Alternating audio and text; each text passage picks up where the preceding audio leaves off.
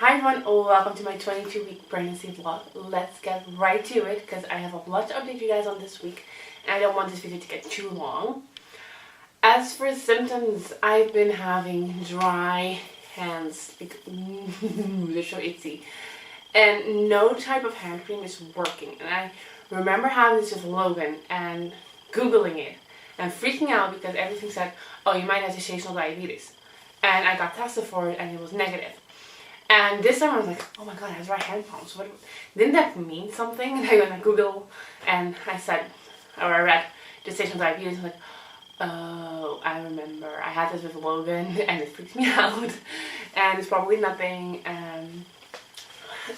It just a few times this week that it's just been really itchy, really dry, and yeah, just have to deal with it. It's probably with the fact that I have not been drinking as much as I should have. I have a hard time drinking 2 liters every single day, and my body has a way of telling me because I am super if in the middle of the night or in the morning or even at night, depending on when I skipped a lot of my glasses of water. Like if I drink enough during the day or during the morning and I don't drink that much during the evening, and next morning I'll be very quenched again and need to drink. Or if I've been drinking a lot during the evening, I'll be fine until the next evening. It's kind of like that. So I just need to pay attention to that. And I've told Rob, like, make sure I drink. Like, even if you ask me, do you want something to drink? And I say no, you still give me something. Because I'm one of those people, I never really like to drink, but I have to. You know, I only drink when I'm thirsty, but that's not good if you're pregnant because you need to drink a lot of water. The other thing that I've been having is leg cramps. And they're the weird kind where you wake up in the middle of the night and you're like, ugh. And it's not like it's a cramp and you have to like stretch it out. It's like you're stretching it out because you're preventing to have a cramp. Or it's kind of weird. It's kind of like someone described it as like a horse kick or something. It kind of feels like it. It's like you're kicking your leg and then it's done. It's like restless. And maybe that has something to do with the fact that I haven't been drinking that much either. I'm not really sure. It's just, I remember having that with Logan as well. It's just, yeah. I'm afraid I'm going to kick Rob sooner or later.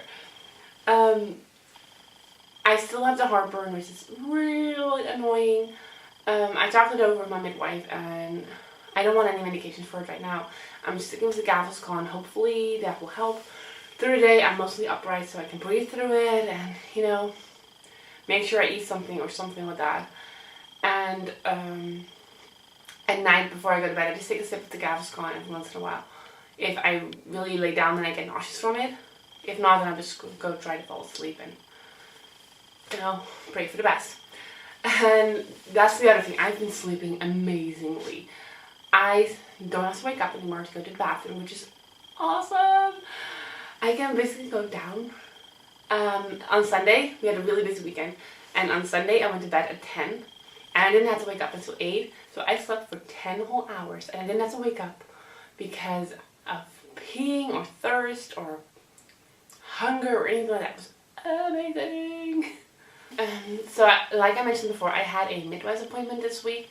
I had it yesterday and it was with a new midwife, so it was kind of, we need to get used to each other a little bit more. I need to know her a little bit better.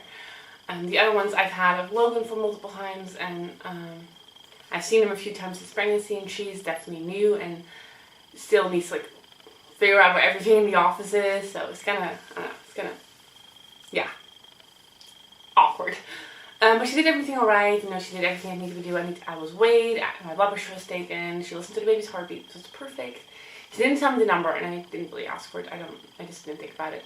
She felt for the baby, and while she was doing that, I got a Braxton Hicks contraction, so she basically couldn't feel anything at all. And then she told me, like, I could wait till that's gone, and I could still not tell you, like, where the baby's at, or how the baby's laying or anything like that, because it's just too small for that.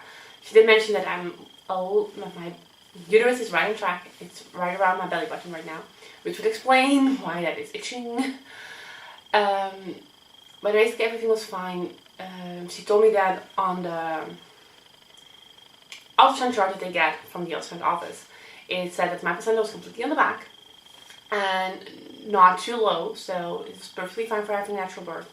And then she went on and asked, have you thought about where you want to give birth? And I was like, well, that's part of my question. I've heard that now I can actually have a home birth instead of having to go to the hospital due to the location of where I live compared to the hospital. Like it should have been too far away, or at least that's what it was, or that was the reason why I couldn't labor at home.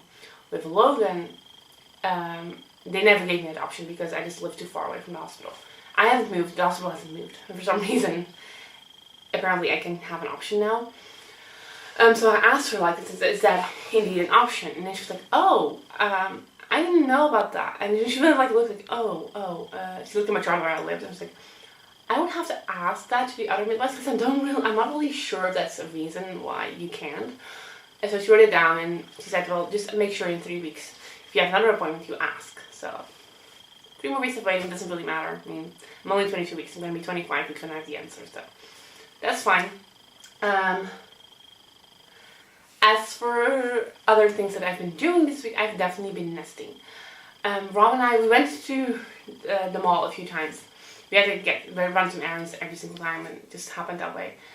And every single time we go, we always go look at the baby stuff, like for Logan, or for this baby, for pregnancy, or anything like that. So obviously we cannot really buy any girl stuff because we don't know if we're going to have a girl, and we have enough boy stuff. So we're basically looking for gender neutral things or other things, and I didn't want to buy anything because I was like, I'm not really sure what we do have, what we do not have, and what I would still need. And if we even need gender neutral clothes, like I don't know how many clothes of Logan I would consider gender neutral. And for how big that wardrobe will be if it is a girl, and how much extra we would need if it's a girl, or how much extra we would need just to stack up on that size that we still have.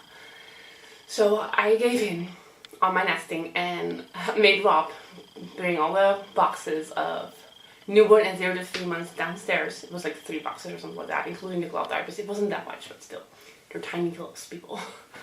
So I just went through that, and basically we have a lot of stuff. I think I have 10 pairs of pants and like kind of the same amount of t-shirts, and we have a lot of onesies, and basically there were only like 10 items that I thought were very boyish, that had like a tractor on it, or I'm mommy's little dude, or something like that. That's something that had like a specific boy feel to it.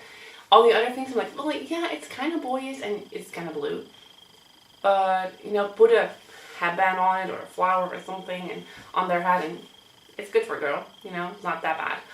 So we still have a lot. Gender neutral things we do not need, because if it's a boy, we have more than enough, and if it's a girl, then maybe 2 dresses and 3 t-shirts, and we're done. Like, we're literally done. So it gave me a good overview of what we still would need and what we don't need, and what we should get on sale and whatnot. And I actually made a list of things we still need to get, like the co-sleeper and bedding for that, and we need an extra changing cushion for in our living in our bedroom. Oh, I wanted a ring sling and a tummy tucker, which by the way I ordered those because they were on sale somewhere else, and they're not in the middle yet, but and stuff like that. So I just wrote everything down, the things I want to do, like wash the clothes, wash the cloth diapers, make freezer meals, stuff like that. So I feel really organized, even though I didn't really do that much. I feel like I have a bigger overview of what needs to happen, and I want to be done before I go on maternity leave. So I still have 14 weeks for that, which is more than enough time to handle everything. So that's it for this video. I'm going to show you guys the belly now. So here's the belly on the side.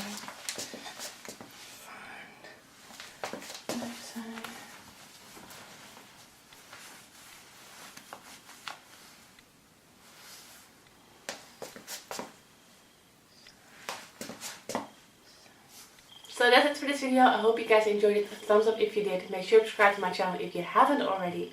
And I'll see you guys in the next video. Bye everyone.